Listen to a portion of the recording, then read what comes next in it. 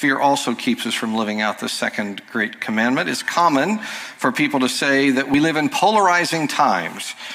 But folks, that is merely a veneer. The real issue is simpler and deeper. We are afraid. That's all. We are afraid. Now, sometimes that fear is reasonable, but it is still fear. And human fear never achieves the purposes of God. Never. We fear that those other idiots are going to take our country down the toilet. We fear that our personal freedoms are going to be eroded. We fear that our jobs will be yanked away. We fear global conflicts or the so-called elites or the fundamentalists or the choices made by our children.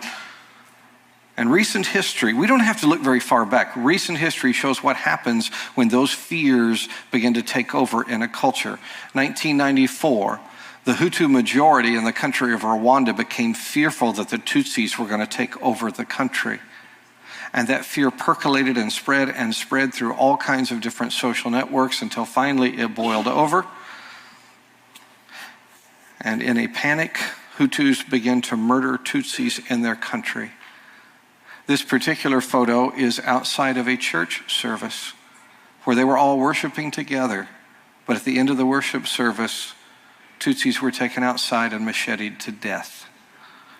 In response to that, the Tutsis actually did conquer the country, which ironically doesn't appear to have been any of their thought before that. And once they conquered the country, they conducted reprisals against the Hutus. The Rwandan genocide and the two Congo wars that followed it are the exact antithesis of Jesus' command.